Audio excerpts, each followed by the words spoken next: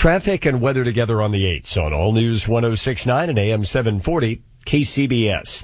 It's 6:20. It may soon take you longer and cost you more to fly to and from Europe from the United States, and the reason why may astound you. For more on a brand new study, we're joined on the KCBS Ring Central Newsline by Paul Williams, an atmospheric scientist at the University of Reading in England and the study's author. Mr. Williams, thanks for joining us this morning. This has to do with changing weather conditions, doesn't it? Yes, good morning, Susan. Anyone who's ever flown across the Atlantic to Europe will know that the eastbound journey over to Europe can be 1 hour faster than the westbound journey back over to the US, and that's because of the jet stream, which can reach speeds of 200 miles an hour at flight cruising levels, and we have reason to believe that the jet stream is speeding up because of climate change.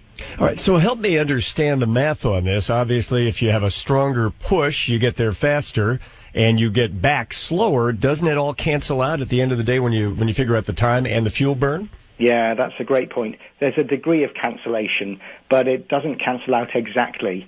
And that's because of the way these averages work out. If you imagine taking a trip from San Francisco to, I don't know, Santa Barbara, and you drive out at 40 miles an hour and back at 40 miles an hour, your speed is 40 miles an hour on average. But if you go out there at 30 miles an hour and come back at 50, your average is not 40 miles an hour anymore. It's a little bit less. It's 37.5 miles an hour. So there's a little subtlety there in the way the maths works out here. But there is an increase in the round-trip journey time, and the average speed does get slowed down by this effect.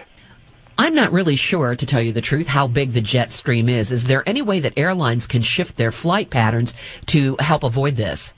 Yeah, they do try to. Even by just shaving a couple of minutes off the flight time, that can save well over 100 gallons of jet fuel. So there's a great commercial incentive there, a financial incentive for planes to do that. And the airlines, of course, really very closely monitor the atmospheric winds, and they spend a lot of effort and time calculating the fastest route.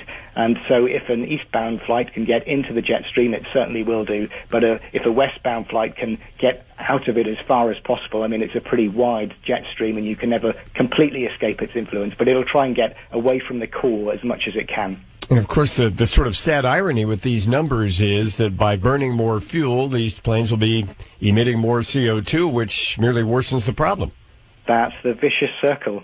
We've known for a long time that aviation makes a significant contribution to climate change, but what we've only recently recognized, and it's really only been in the past 2 or 3 years, is that climate change is going to have some implications for aviation. It could be creating more in-flight turbulence, or it could be modifying journey times. In warmer air, planes find it harder to take off because the upward force on the wings is reduced when the air temperature goes up. So there's all sorts of interesting and unexpected consequences in the pipeline for us if the climate continues to change as we expect it to. Do we have any ballpark figures as to how much this is going to cost everyone? Yes. I've calculated that transatlantic aircraft, because of this effect, will be airborne for an extra 2,000 hours each year. So that's collectively for all transatlantic flights, and there are 600 of those a day, carrying probably over 100,000 people. And if you quantify that in an economic cost, it comes to over $20 million.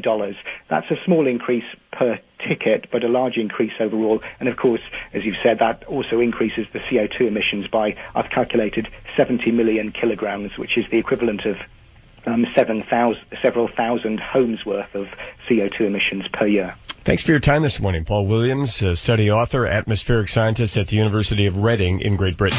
KCBS News Time, 6:24. We're just minutes away from the opening bell, and we could be in for another rough ride.